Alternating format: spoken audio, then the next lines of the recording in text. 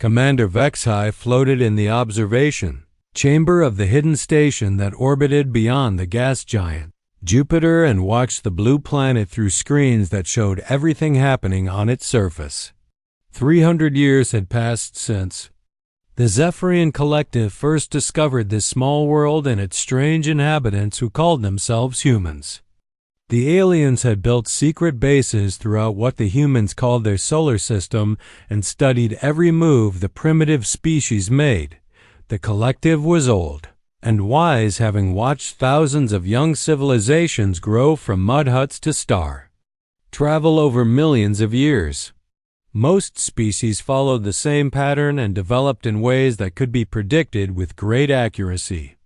They would discover fire, then agriculture, then cities, then basic technology, and finally, if they were lucky, they would reach the stars without destroying themselves first.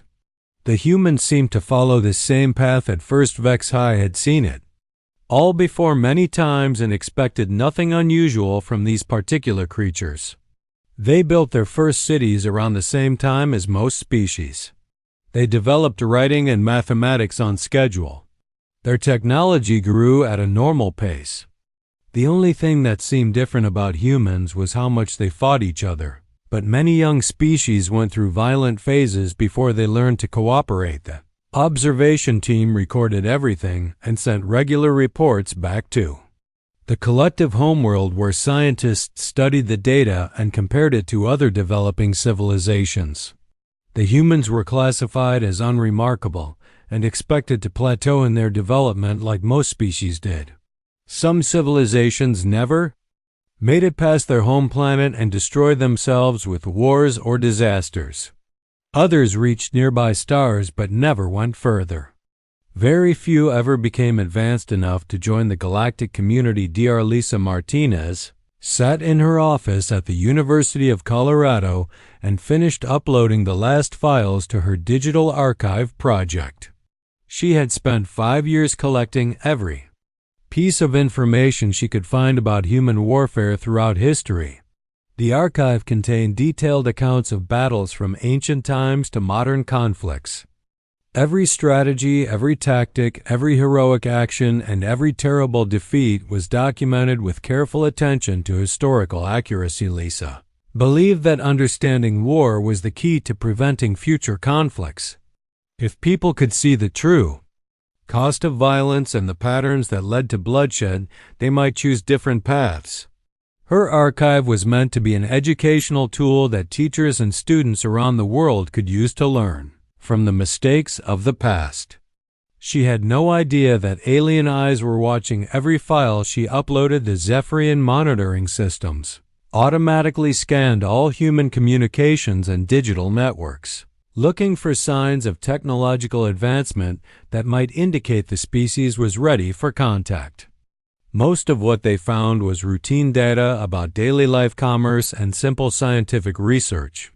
The war archive that Lisa created triggered their attention algorithms because it contained organized information about human military capabilities, and tactical thinking analyst Kethme was assigned to review the archive contents and summarize them for the command staff.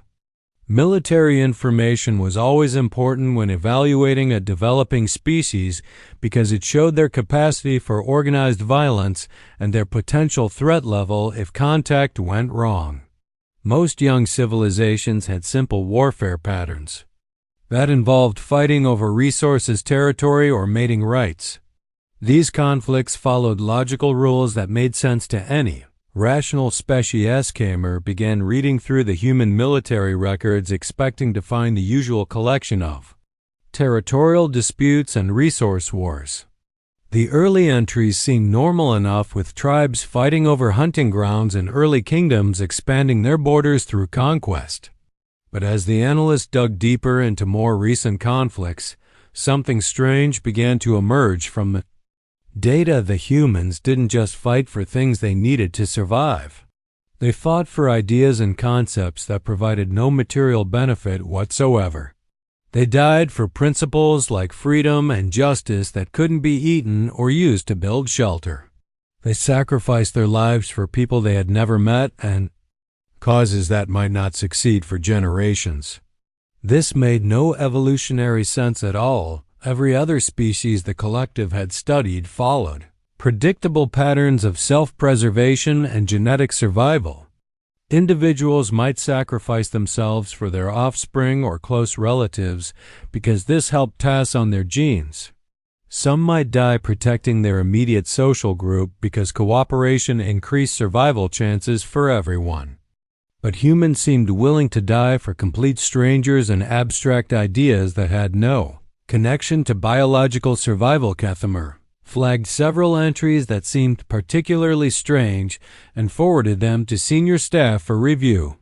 The Battle of Thermopylae, where 300 warriors chose certain death to delay a much larger army.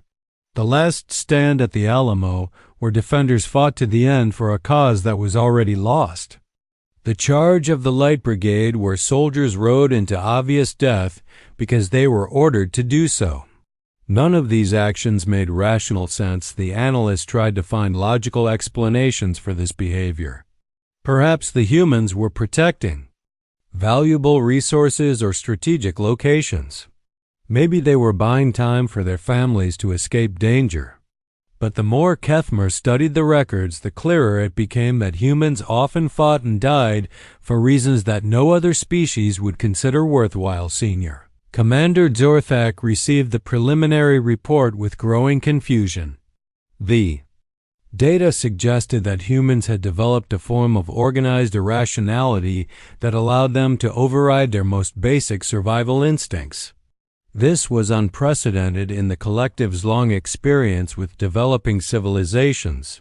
If the analysis was correct, then humans represented something entirely new and potentially very dangerous. The commander ordered a full xenopsychological evaluation of human military behavior and assigned the collective's best experts to analyze every piece of warfare data the humans had produced.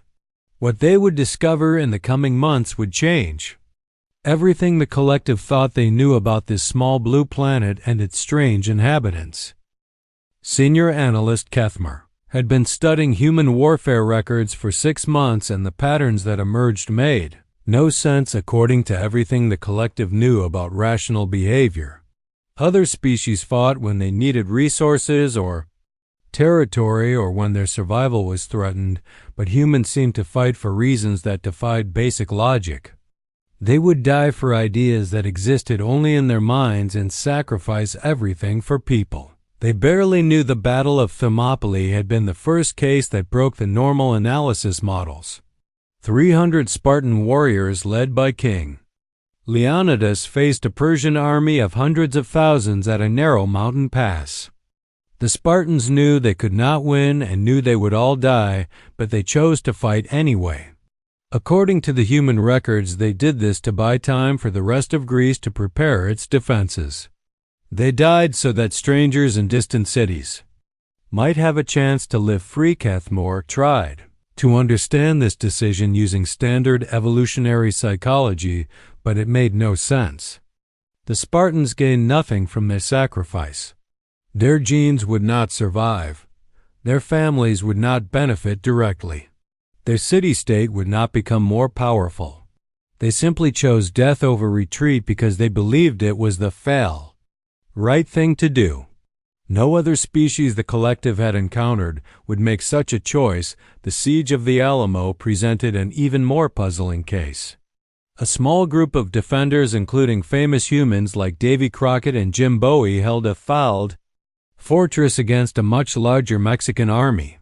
They had multiple opportunities to escape, but chose to stay and fight to the death instead. The human records showed they knew the battle was hopeless but fought anyway, because they believed in something called Texas independence. What confused the analysts most was that many of the defenders were not even from Texas originally.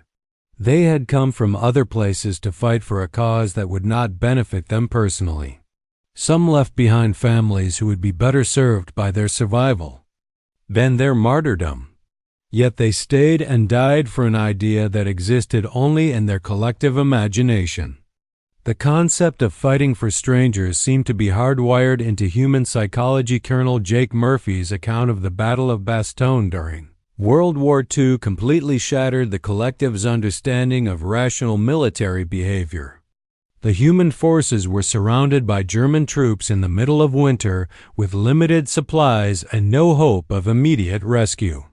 When the German commander demanded surrender, Murphy's response was recorded as simply the word nuts, which apparently meant no in the strongest possible terms. Surrounded humans then proceeded to hold their position against overwhelming odds for days until relief forces could reach them. They endured constant artillery bombardment, freezing temperatures, and repeated infantry assaults but refused to give up. Many died from wounds that could have been treated in German hospitals if they had surrendered. Instead, they chose to suffer and die rather than abandon their mission. Zorthik, the collective's leading expert on alien psychology, was called in to analyze the human data when the standard models failed to produce coherent explanations. Her initial assessment was dismissed by the command staff as impossible because it suggested humans had evolved beyond normal biological constraints.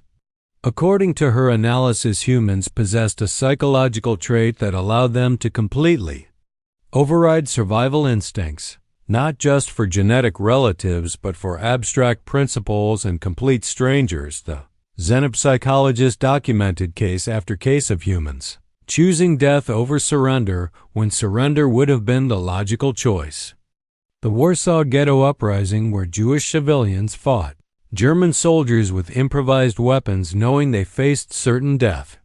The French Resistance, where ordinary citizens risked everything to oppose occupation forces.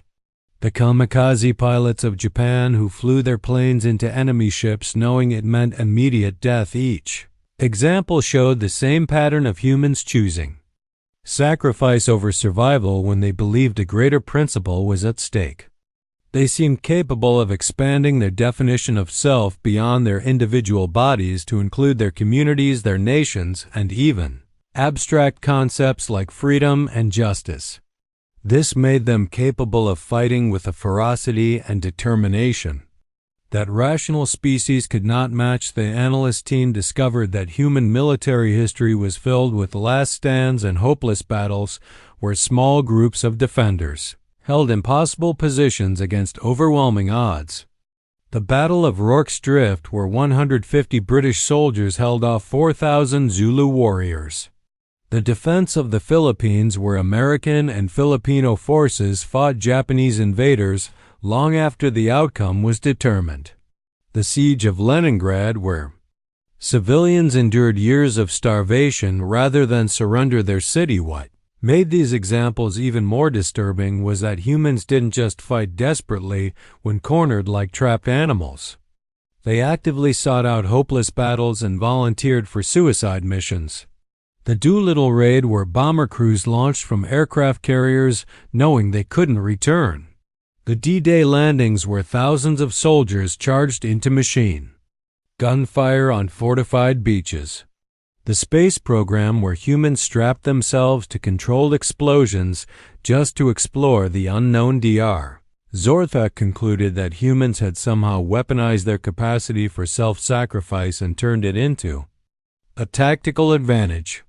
While other species became less effective when faced with certain death, humans seemed to become more dangerous.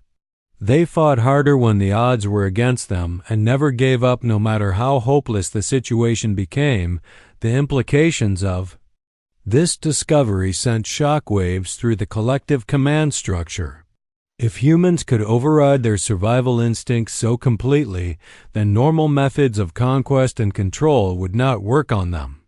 They could not be intimidated into submission because they seemed to prefer death to defeat. They could not be reasoned with using normal logic because they operated according to principles that transcended individual survival. Commander Vexhai received the psychological assessment with growing alarm and immediately forwarded it to the highest levels of collective leadership. The humans were no longer just another developing civilization to be monitored and eventually contacted. They had revealed themselves to be something unprecedented and potentially very dangerous. A species that could be counted on never to surrender and never to accept defeat no matter what the cost. The collective assigned their most experienced xenobiological research team to conduct a comprehensive analysis of human military behavior after the initial psychological assessment revealed disturbing patterns that defied conventional understanding of rational species development. Dr. Mordek led a team of 12 specialists who had studied hundreds of alien civilizations over their long careers, but none had encountered anything like what they found in human warfare. Records, the research team decided to focus on individual cases of human sacrifice rather than large battles to better understand the psychological mechanisms that drove such behavior. What they discovered was even more alarming than the mass military actions because it showed that the willingness to die for others was not limited to trained soldiers but extended to ordinary civilians in everyday situations. Lieutenant Amy Roberts had been a young medical officer serving in Vietnam when her unit was overrun by enemy forces during a night attack. According to the military records, she had multiple opportunities to escape with the other survivors, but chose instead to remain behind and provide covering fire for wounded soldiers who could not move on their own. She held her position alone against dozens of attackers until her ammunition ran out and she was killed. The alien analysts studied this case for weeks trying to find some rational explanation for Roberts' behavior. She had no family relationship with the wounded soldiers she protected. She gained no material benefit from her sacrifice. Her death did not significantly alter the outcome of the battle or the war. Yet she chose certain death over the possibility of survival because she believed it was her duty to protect people who could not protect themselves. What made this case even more puzzling was that Roberts had documented her thoughts in letters home where she expressed fear of death and desire to return to her family after the war. She was not a fanatic who welcomed martyrdom or a person who had given up on life. She was simply a normal human being who, when faced with an impossible choice, decided that saving others was more important than saving herself. Sergeant Bill Turner's actions during the Normandy landings provided another example of human behavior that violated basic survival instincts. Turner was part of the first wave of troops to assault the heavily defended beaches of German-occupied France during World War II. The landing was a disaster with hundreds of soldiers killed in the first few minutes as they tried to cross the Kihostany. Landing was a disaster with hundreds of soldiers killed in the first few minutes as they tried to cross the Peel. Open sand under heavy machine gun fire. According to witness accounts, Turner saw that his unit was pinned down and taking heavy casualties from a German bunker positioned on high ground overlooking the beach. Without orders and without backup, he left the relative safety of his position and charged alone across 200 yards of open ground toward the enemy position. He was hit multiple times but continued forward until he reached the bunker and destroyed it with grenades, allowing his unit to advance. The attack succeeded, but Turner died from his wounds shortly after. His sacrifice saved dozens of lives and helped secure the beachhead, but he gained nothing personally from his actions. He left behind a wife and 2 young children who would have been better served by his survival than his heroism. Yet he chose to risk everything for the success of a mission that many soldiers didn't even fully understand. Research team found thousands of similar examples throughout human military history where individuals made split-second decisions to sacrifice themselves for others.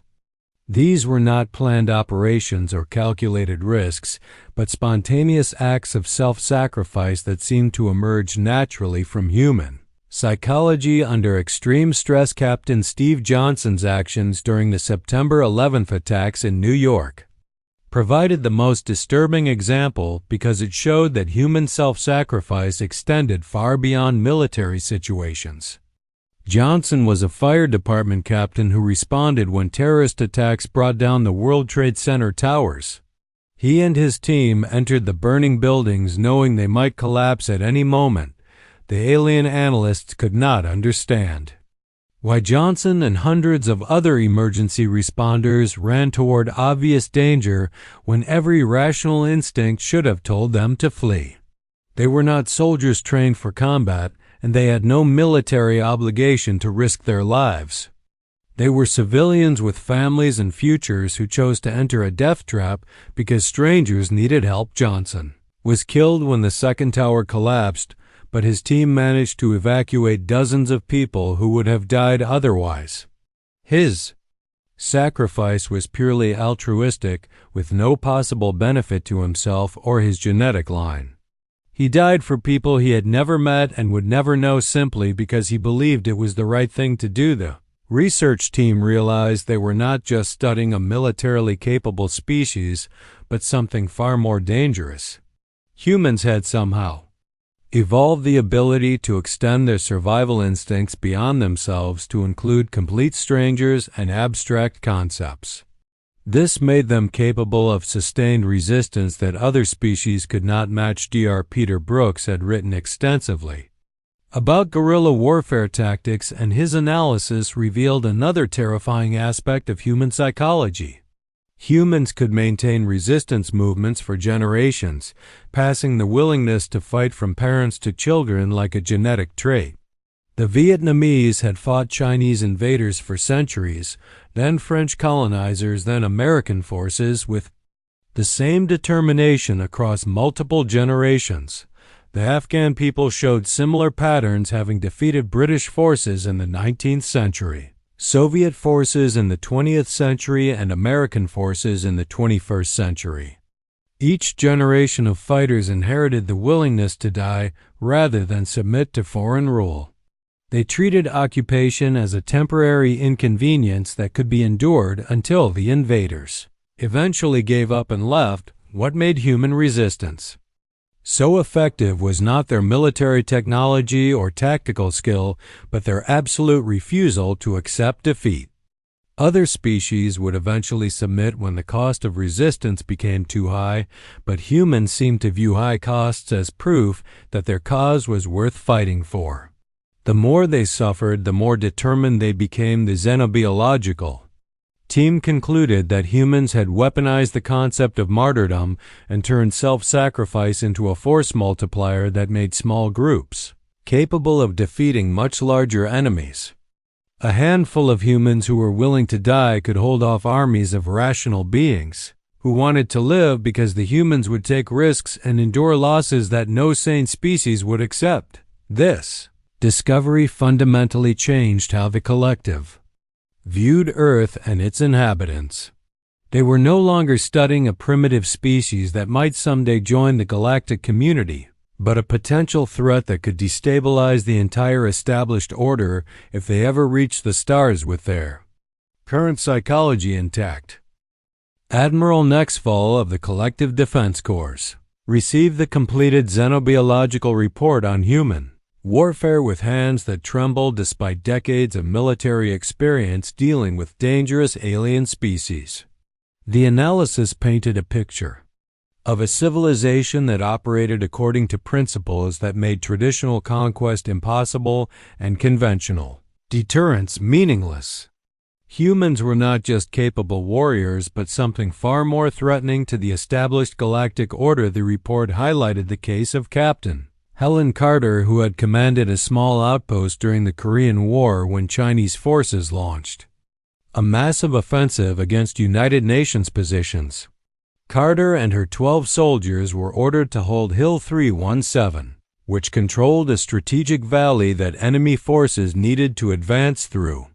Intelligence estimates suggested they would face at least 500 attackers in the coming assault. Any rational commander would have requested reinforcements or prepared fallback positions when faced with such overwhelming odds, but Carter's response was to dig in deeper and prepare for a fight to the death.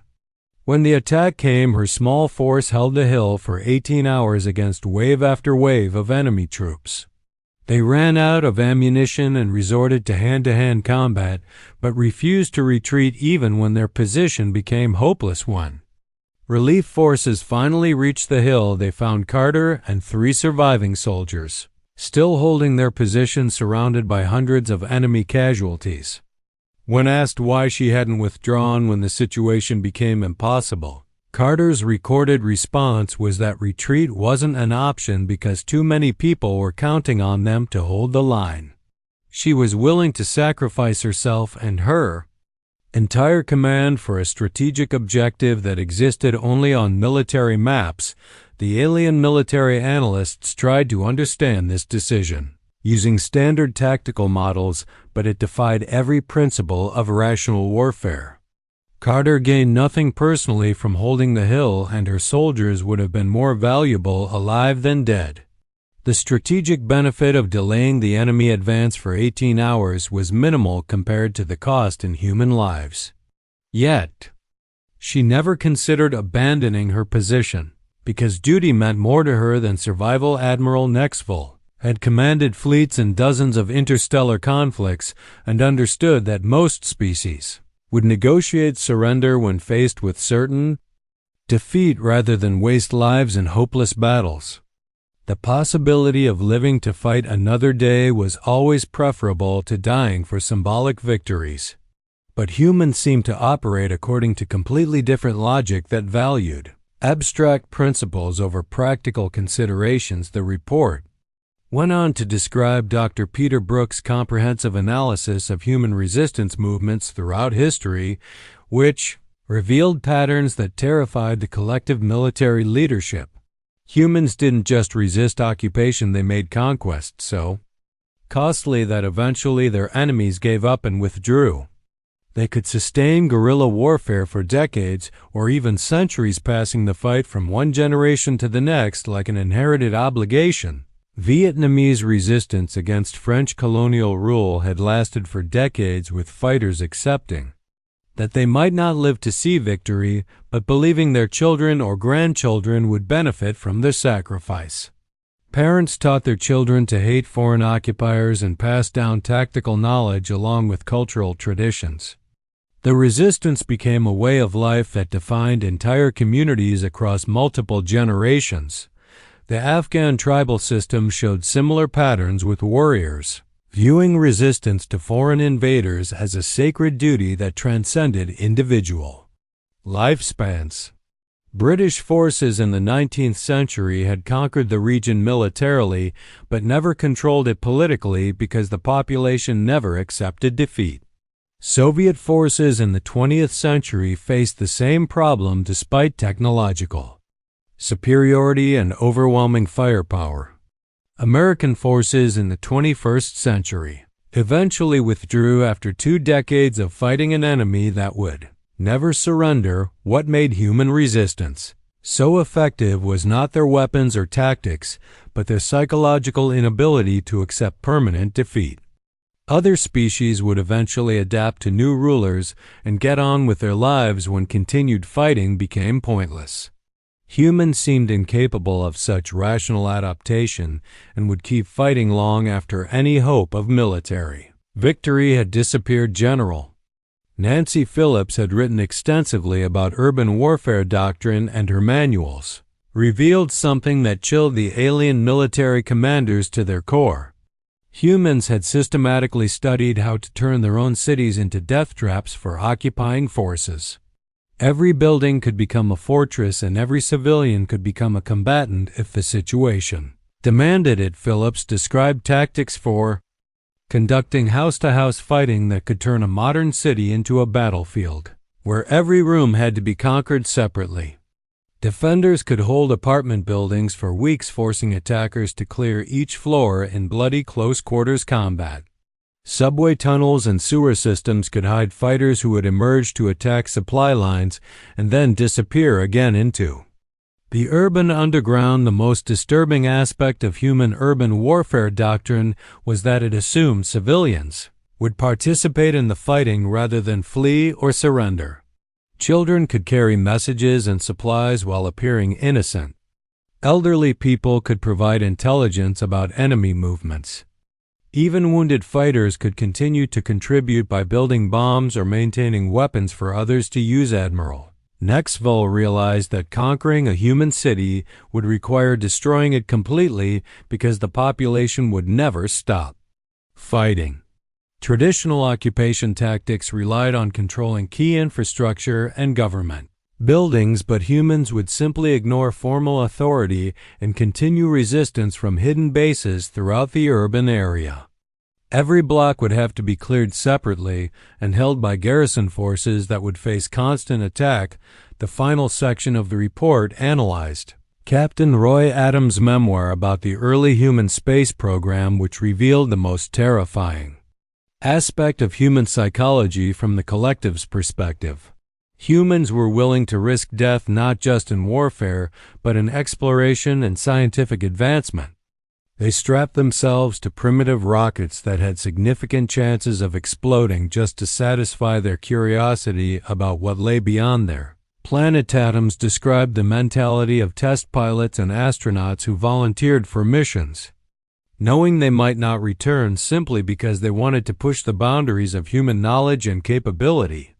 These were not desperate people with nothing to lose, but highly trained individuals with families and promising careers, who chose to risk everything for abstract goals like scientific progress and national prestige if humans were willing to die just to explore space. Then their expansion into the galaxy would be impossible to stop once they developed the necessary technology.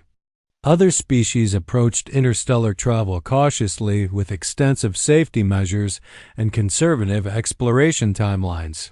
Humans would probably launch themselves toward distant stars and ships that barely worked just to see what was out there. Report concluded that humanity represented a clear and present danger to the established galactic order, not because of their current military capabilities, but because of their psychological inability to accept limitations or defeat. They would never submit to collective authority and would make any attempt at conquest so costly that it would destabilize the entire alliance. The recommendation was immediate classification as an existential threat requiring permanent isolation from galactic civilization. High Chancellor Mordek convened an emergency session of the collective council in the great chamber that had witnessed 1,000 years of galactic governance and watched as representatives from dozens of member species took their positions around the curved walls. The question before them was unprecedented in the long history of the collective and would determine the fate of an entire civilization that remained unaware of the debate raging about their future. The chamber fell silent as Mordek activated the holographic display that showed the small blue planet orbiting an unremarkable yellow star in a distant spiral arm of the galaxy. For 3 centuries, Earth had been classified as a developing world under standard observation protocols, but the recent analysis of human warfare had changed everything. The collective thought they knew about this species and their potential impact. On Galactic Stability, Counselor Yethan of the Altarian Republic rose first to address the assembly with arguments that reflected traditional collective policy toward emerging civilizations. She acknowledged that humans showed unusual psychological traits, but maintained that they were still primitive and could be managed through careful diplomacy and technological superiority once contact was established. Most developing species became more rational as they advanced, and humans would probably follow the same pattern. The Altarian representative pointed out that humans were still confined to their home planet and had barely begun to explore their own solar system with crude chemical rockets and primitive space stations. Their most advanced weapons were nuclear devices that could destroy cities but posed no threat to starships or orbital installations. Even their most aggressive military actions were limited to their planetary surface and could be easily contained by any spacefaring civilization. Yin argued that the collective had successfully integrated thousands of species over the millennia, including many that had shown initial resistance to galactic authority. The key was approaching them at the right moment in their development, when they were advanced enough to understand the benefits of cooperation but not so advanced that they posed a significant threat. Humans appeared to be approaching that optimal window for first contact, but Counselor Drakmer of the Hegemony Defense Force presented evidence that challenged every assumption about normal species development and painted a picture of humanity that terrified the assembled representatives. He activated detailed holographic recreations of human battles that showed patterns of behavior that defied rational analysis and suggested humans operated according to principles that made traditional conquest impossible. Dracker presented the Warsaw Ghetto Uprising as an example of human irrationality that proved they could never be controlled through conventional means. Jewish civilians trapped in a walled section of Warsaw had faced certain death when German forces decided to eliminate them completely, but instead of submitting quietly, they chose to fight back with whatever weapons they could find or manufacture. The uprising had no chance of military success, and the fighters knew they would all die, but they fought anyway because they refused to accept their fate without resistance. They held improvised positions for weeks against professional soldiers with superior equipment and training. When their ammunition ran out, they threw stones and bottles. When their positions were overrun, they retreated to basements and sewers and continued fighting until the last defender was killed. No rational species would make such a choice when faced with overwhelming odds and certain death, but humans seemed incapable of calculating cost versus benefit when abstract principles were involved. They would rather die fighting hopelessly than live under conditions they considered unacceptable, even when resistance served no practical purpose and guaranteed their destruction. The defense counselor went on to describe the Battle of Saragossa, where Spanish civilians fought Napoleon's professional army street by street and house by house for months during the Peninsular War. The French forces had every military advantage, including superior numbers, training equipment, and artillery support, but the Spanish population refused to surrender their city. Despite horrific casualties and constant bombardment, what made the siege particularly relevant to the collective situation was that the Spanish fighters were not professional soldiers but ordinary people, including women, children, and elderly citizens, who took up arms when their regular army was defeated. They turned every building into a fortress and every street into a battlefield, forcing the French to pay in blood for every foot of ground they gained. The siege became a model for urban resistance that other human populations would copy in later conflicts, showing that the willingness to fight hopeless battles was not limited to specific cultures or historical periods but represented a fundamental aspect of human psychology. Any attempt to occupy human territory would face similar resistance regardless of the technological superiority of the invading forces. General Nancy Phillips' doctrine for urban warfare had systematized these resistance techniques into comprehensive manuals that assumed civilian populations would participate in defending their cities against occupying forces. Her analysis showed that humans had learned to weaponize their own civilization, turning infrastructure and population centers into defensive systems that could bog down much larger military forces. Phillips described tactics for house-to-house fighting that could turn apartment buildings into individual fortresses, requiring separate assaults to capture each room. Subway systems and utility tunnels could hide fighters who would emerge to attack supply convoys and then disappear back into the urban underground. Even damaged buildings could be turned into defensive positions with rubble providing cover for snipers and improvised explosive devices. The most disturbing aspect of human urban warfare doctrine was that it assumed total population involvement in resistance activities, with children carrying messages, elderly people providing intelligence, and wounded fighters continuing to contribute by building weapons for others to use. Entire cities could become military units, where every civilian was a potential combatant and every building was a potential battleground counselor. Zarthik of the Science Directorate presented the final piece of evidence that convinced the remaining skeptics that humans represented an unprecedented threat to galactic stability. Captain Roy Adams' account of the Doolittle raid during World War II showed humans launching military operations that served no practical purpose other than proving such operations were possible. 16 bomber aircraft had taken off from aircraft carriers to attack targets in Japan, knowing they could not return to their ships because the distance was too great for their fuel capacity. The pilots understood this was essentially a one-way mission but volunteered anyway because they wanted to demonstrate that Japan's homeland was not safe from American retaliation even when logic suggested such attacks were impossible. The raid accomplished nothing militarily significant, and most of the aircraft were lost, but it served a psychological purpose that humans valued more than the lives of the aircrew involved. They were willing to sacrifice trained pilots and expensive equipment just to send a message to their enemies that nowhere was beyond the reach of American determination if humans would undertake suicide missions for symbolic reasons during conventional warfare. Then their behavior during an interstellar conflict would be completely unpredictable and probably suicidal on a civilization-wide scale. They might choose to fight rather than negotiate even when facing extinction, and could drag any occupying force into a prolonged conflict that would cost far more than any possible benefit from conquest.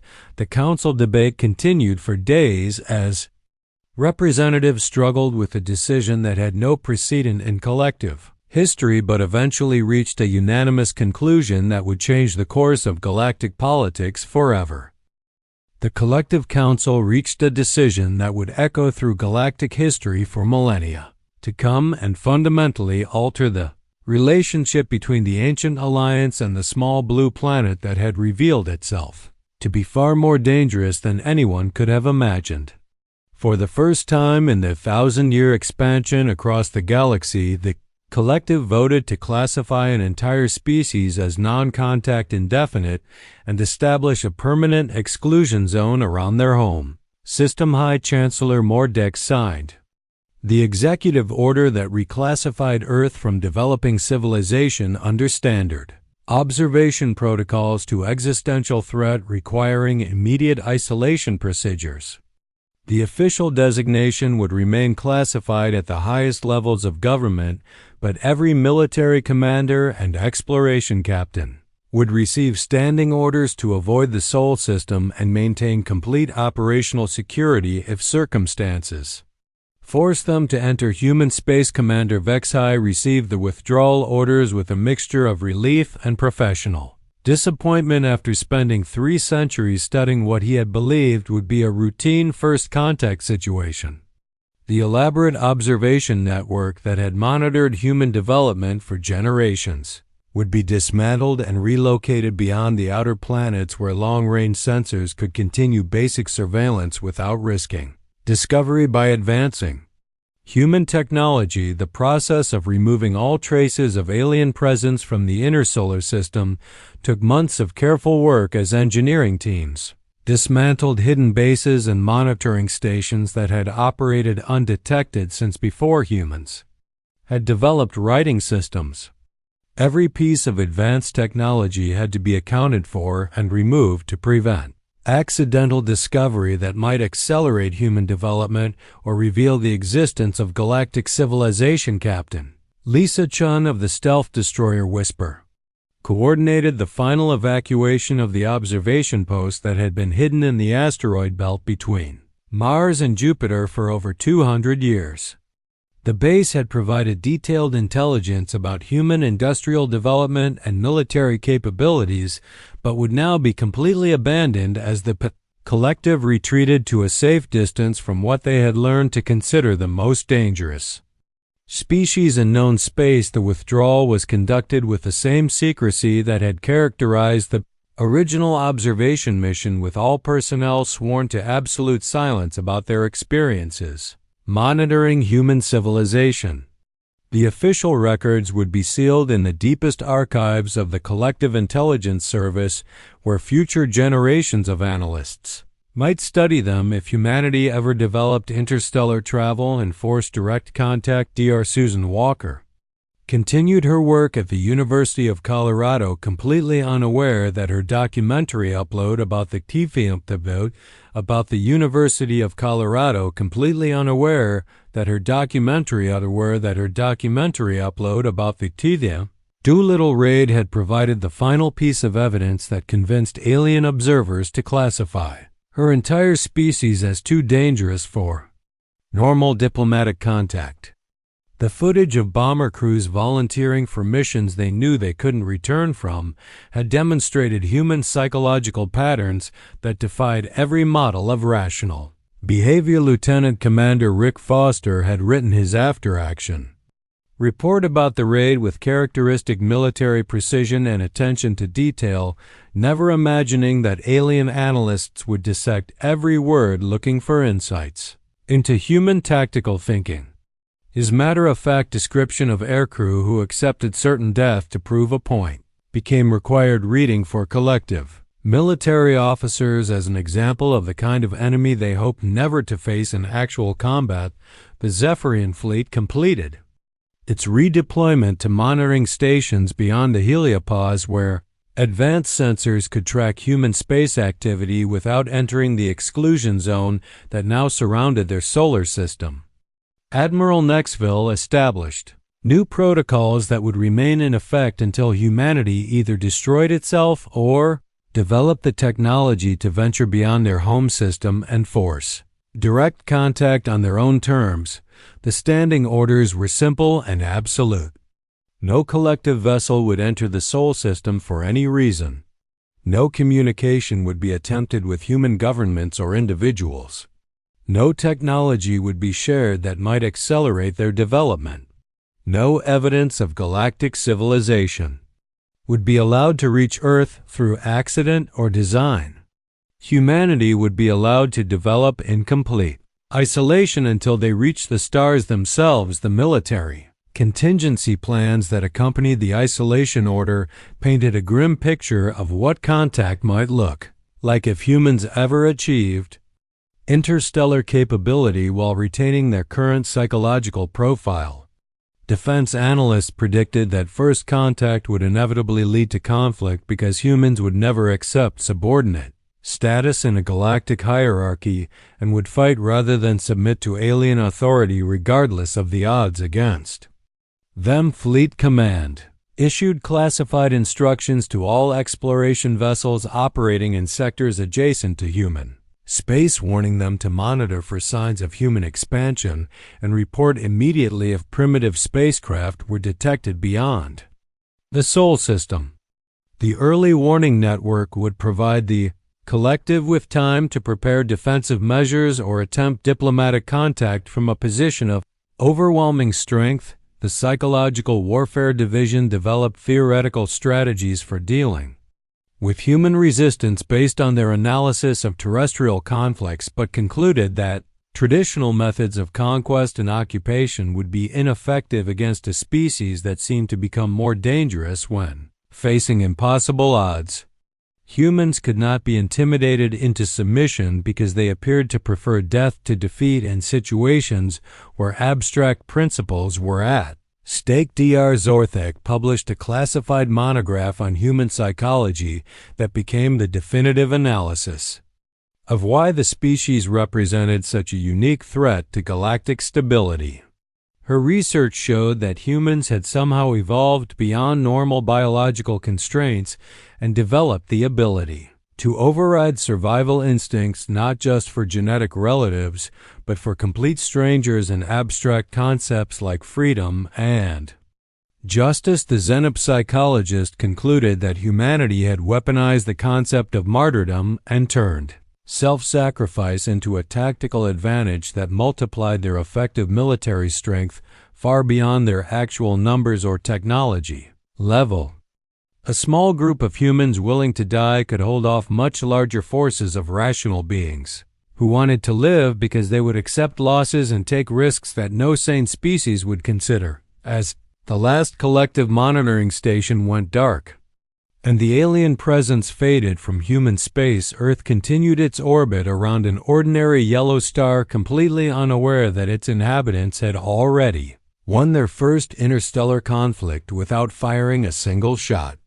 The galaxy would wait for humanity to mature and venture forth on their own terms, because the alternative was a war that could destroy both civilizations. Admiral Nexvol filed his final report on the Human Observation Project with a recommendation that would become collective policy for generations to come. Avoid the third planet and let the humans develop in isolation.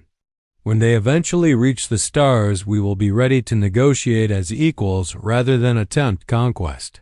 A species that fights like humans cannot be defeated through conventional means and can only be befriended or avoided. The exclusion zone around Earth would remain in effect indefinitely while the collective prepared for the day when humanity would inevitably break free of their solar system and bring their unique brand of determined resistance to the wider galaxy. Until that day came, the greatest military alliance in known space would maintain a respectful distance from the small blue world, whose inhabitants had proven that sometimes the most dangerous enemy is one who refuses to accept defeat under any circumstances. The Watchers had become the watched as human space programs continued their gradual expansion toward the outer planets, where alien sensors waited to detect the first signs of interstellar capability.